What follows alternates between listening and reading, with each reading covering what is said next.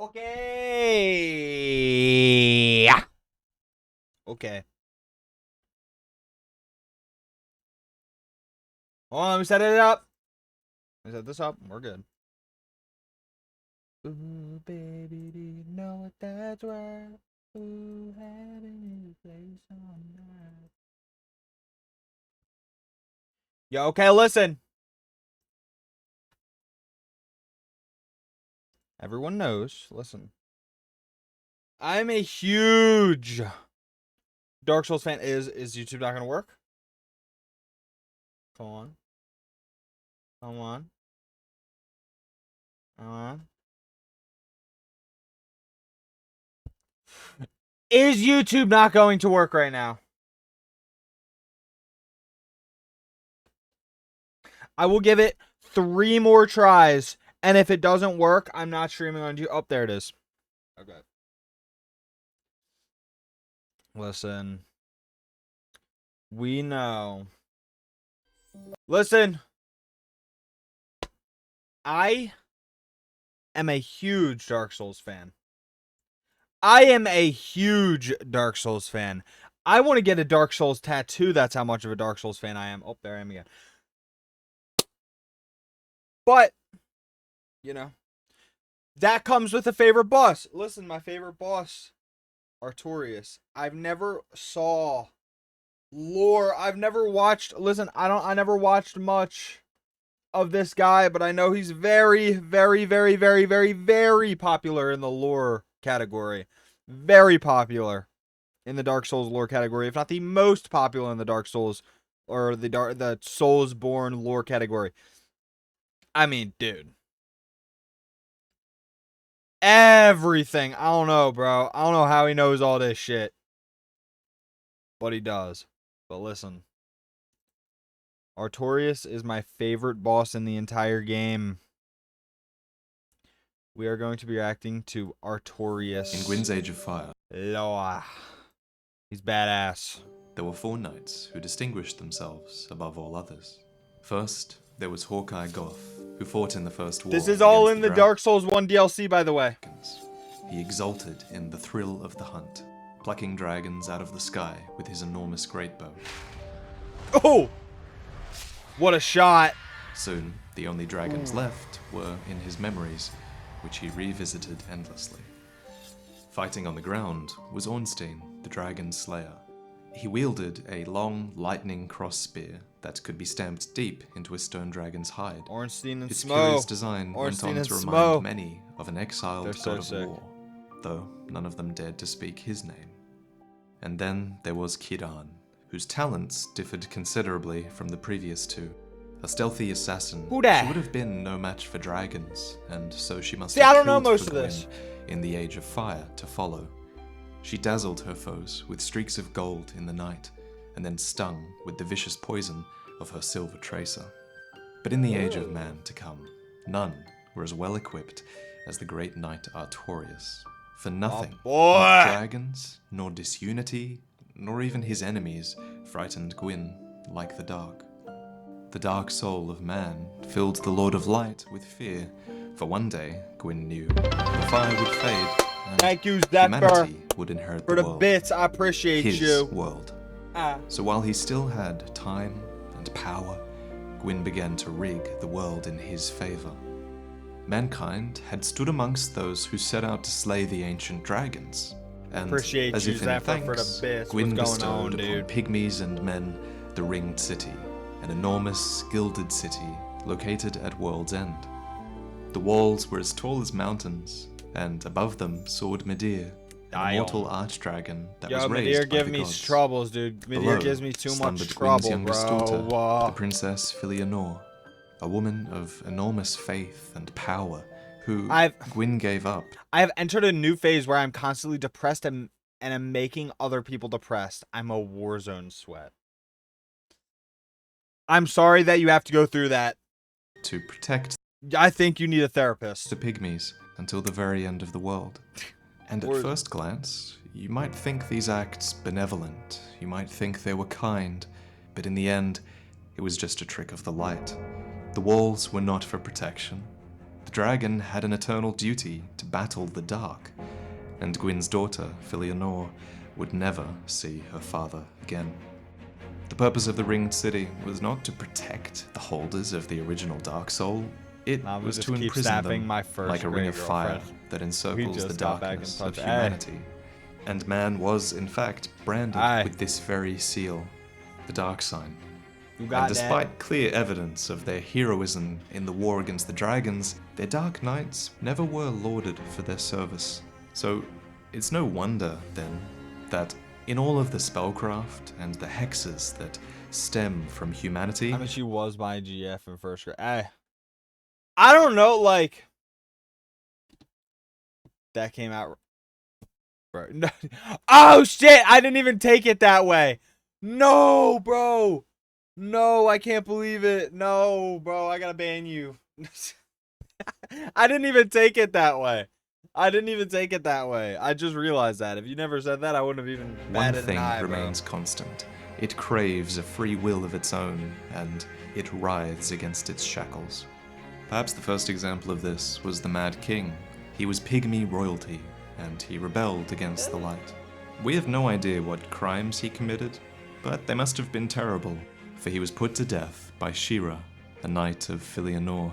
Bro, I don't know any of these. The Mad King would not die, and Shira, with the Mad King... This all connects back to Artorias? Possibly entwined around her spear, had no choice but to hold him quietly in a dark room until the end of time. There were, of course, other human cities outside of the Ringed City. One such example was the Dark City of New Londo, which was governed... Don't even get me started with New Londo, bro. You could ask me... Oh my god! That's the last place I'm going in any Dark Souls run ever, bro. I'm beating every other boss outside of New Londo before going to New Londo, bro. Oh my god, it is the most annoying place. People say Blighttown's annoying, bro. People say Blighttown's annoying, bro. I clap back at them with the New Londo. With the New Londo. Y'all fucking don't know pain, suffering, fatigue, and all around depression until you went into New Londo in Dark Souls 1. Bro. Oh my god. The amount of runbacks, the amount of bullshit you have to do, them ghosts that you can't even swing at because you can't even do damage to them unless you get a certain thing.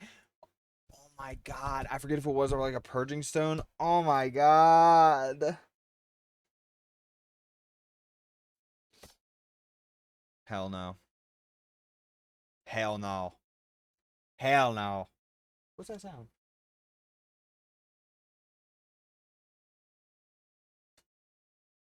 Oh, it's a bird. I'm like, what is that sound, bro? It's a bird. But anyways, yeah, pain and suffering. By 4 human kings and protected by knights of the Dark Blade. The 4 kings wasn't that bad, though. The kings were renowned for their foresight, and they even had fragments of Gwyn's very own soul is so high quality, bestowed upon them, for real, so that they could better govern their people. Of course, this too was another trick of the light. For what lies at the top of New Londo but Firelink Shrine, a place of undead sacrifice to Gwyn's Age of Fire. So no human city was permitted to flourish without a clear benefit to the Age of Fire. And there was no better example of this than another human city called Oolacile, which was the golden land of light sorceries. Light, it turns out, can be manipulated to foster illusions. It can hide your intentions, it can even mess with the fabric of time. And spells of this nature would be of great value to the gods in the coming years, so Anor Londo is always beautiful, bro. An exemplary city for Gwyn's pantheon, because it was proof that humanity could be taught to serve their interests. And so it was that a group of missionaries from Oolacile embarked upon the Ringed City, perhaps to preach and reinforce the power of the light in this dark city. One of these missionaries was called Half-Light, and he was a talented individual who was wielding the powerful artifacts of his homeland. He would go on to earn the favor of Filianor, and he would even earn the legendary dragon weapon of Midir. So it was no surprise that Half-Light elected to stay behind, becoming the last recorded spear of the church. And just as Half-Light visited the Ringed City and even stayed behind, The reverse was also true of a certain pygmy from the Ringed City. This pygmy's name was Manus, and while we know nothing Manus. about the Manus pisses me off, bro. nature of his visit My to Ulasil, God, man. we do know one thing. He died there, and the body of primeval man, of Manus, was put to rest far, far beneath the city itself, out of the light and out of mind. We don't know much about Manus, and a lot is left to the imagination. What we do know is that he was a pygmy far from home. He was a part of a race that Gwyn was doing everything in his power to suppress, and when you think on Manus's fate, it's kind of hard to imagine that Gwyn didn't have a hand in it, especially since Gwyn had an order of assassins, the Lord's Blades, in his employ. The leader of the Lord's Damn. Blades was Kidan, the Hornet. It stated that I she did laid not waste notice. to Gwyn's enemies. And of course, there's no proof. Dark Souls is so much deeper than I thought it was, bro. Like, even watching this 6 minutes through this video, bro. It is so much more. Oh my God. I'm playing Dark Souls. I just never think that it has this deep of meaning until I watch something like this. It's crazy. That the Lord's Blades actually killed Manus, but you could also argue that that's rather the point of assassins, isn't it? Whatever the case, the tide was turning. Mankind was struggling against the world order, and even New Londo, which was once a haven for undead, had turned into a hideous spawning ground for the Abyss and its dark wraiths. Ew! At the heart of this uprising I was hate a those serpent guys, bro. named Karth, who swayed the four kings and taught its undead knights how to pillage back their humanity. Some descriptions even say the dark wraiths became the most human of all, but to others, The dark wraiths are the enemies of man, and any living thing that has a soul. so as the age of man crept ever closer, yet another knight of Gwyn appeared, perfectly equipped to Artorias. face it, the great knight Artorias. Yes, sir. With a great sword weighted to strike harder against servants of the dark, a great wolf who defined their fighting style, and a Sif. covenant with the beasts of the abyss, Bro. Knight Artorias and Sif defiantly Sif is faced so the sad, bro. It's a spoiler. I don't know if anyone trying to play Dark Souls 1 and never got to the part, but I'm about to talk about it. Dude, Sif, when you beat him, when you either beat him or are close to beating him, and he just starts limping, bro.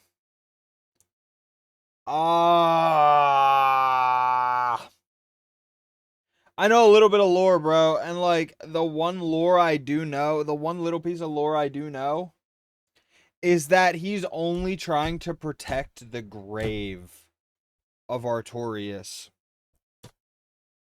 Oh my God. Bro, that should make you cry. That should make you cry cuz you don't even want to beat him anymore, dude. Cuz he's not a bad guy. Dog. He's not a bad dude. He's just a dog trying to protect his owner. But no, that's pretty sad. But like, worst of mankind. Yet, in the end, the terror that was the Dark Wraiths could only be stifled with the sacrifice of their entire city. Such was the power of their four kings and the resilience of their abyss. Luckily for Gwyn, such a safety measure had been put in place years ago, and so the sealers of New Londo watched stoically as water rushed into the city and thousands of innocents died by their hand. The entire city was sacrificed to contain them, for that is how great a threat they were. But while Gwyn did manage to put the New Londo threat on hold, no one was prepared for the outbreak in Ulasil. I imagine when they figured out that a primeval human was buried beneath their very city, the temptation must have been too great to resist.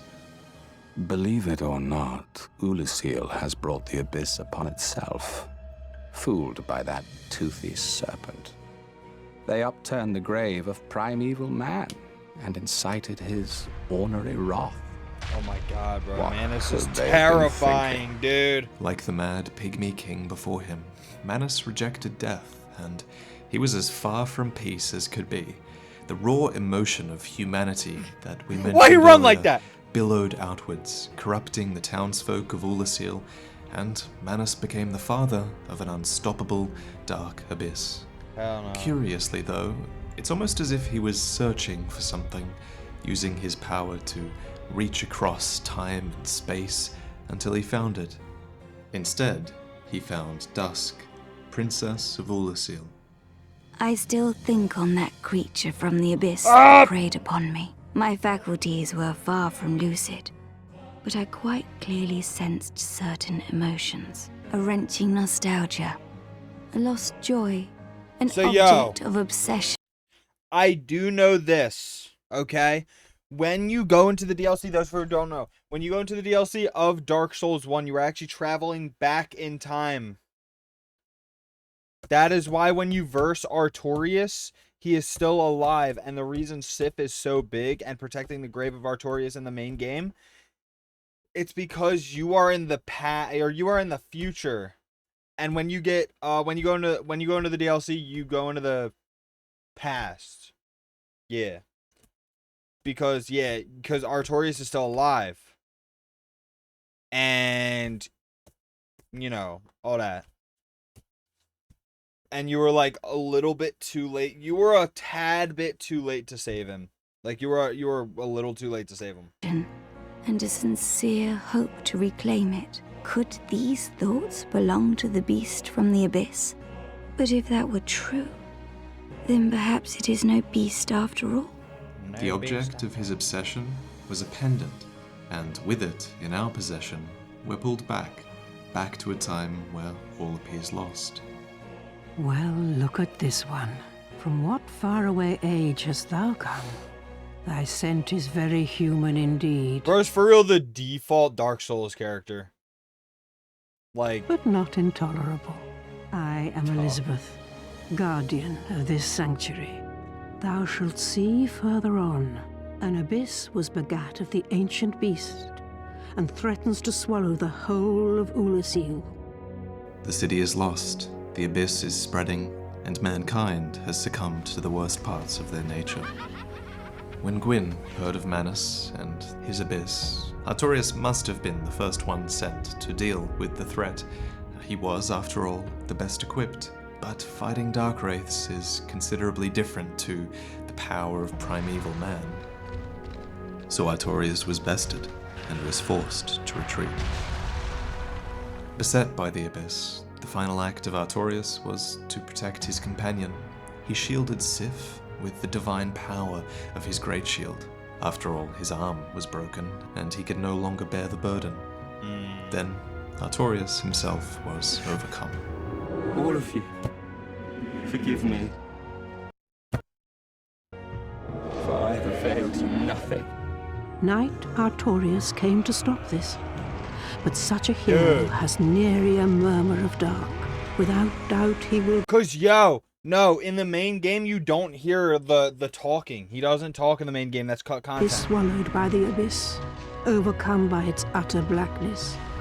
Indeed, the abyss may be unstoppable. All was lost, and yet strangely, soon after the spread of the abyss was So actually sick. halted, and Princess So Dusk sick. of Ulasil miraculously wandered out of the abyss.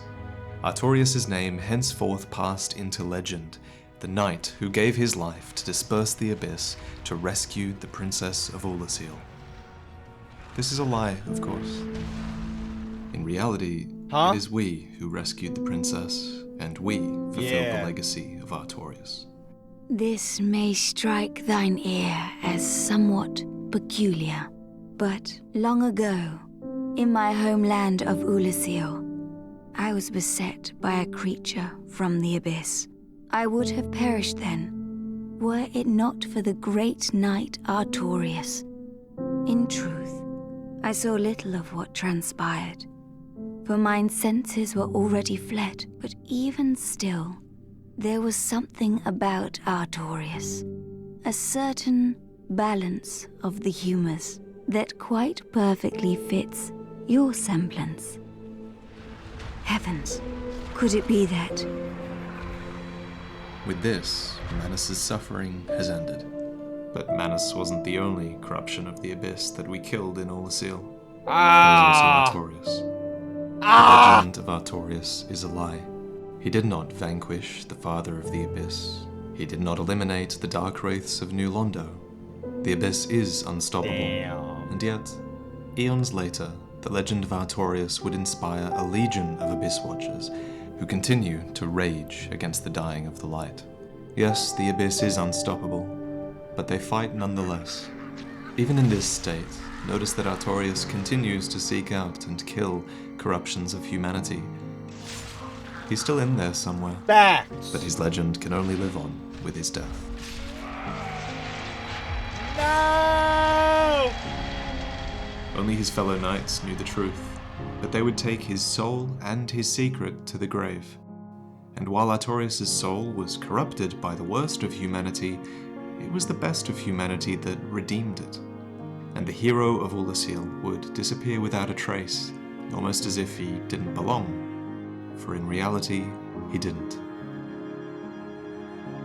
And eons later, deep within an enchanted wood, behind 2 locked doors and a troop of forest protectors, an ancient cat speaks the truth. Yes, The sir. legend of Artorias art none but a fabrication, traversing the dark.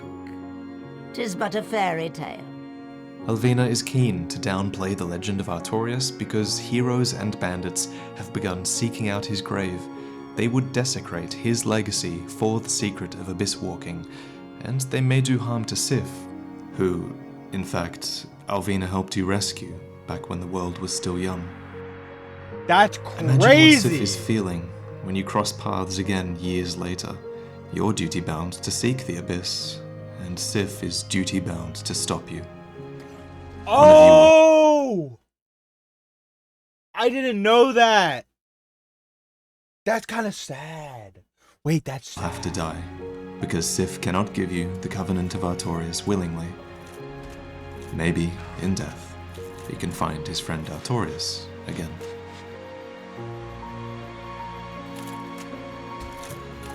That's so sad.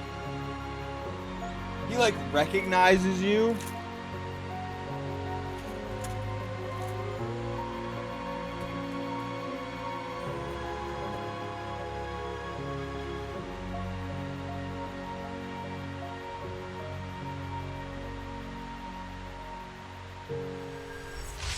That's crazy.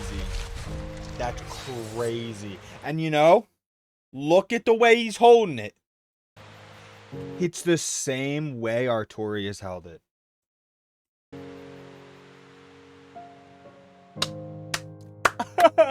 Before I go, I just want to say a The couple fucking more things. Peter Firstly, shit. this video was made far, far better by the contributions of a guy Oh called my lord. That is sad, bro. That's crazy, bro. My favorite boss in the whole series, bro. I don't care, dude. My favorite boss in the entire series, Artorias. He's just so sick. He's just so sick. My God. My God, bro. Bro, I could have cried to that too. Bro, that's sad, bro. My God. It's an amazing video. Thank you, I don't know how to pronounce that. Vadi. Vidya. Thank you for the video.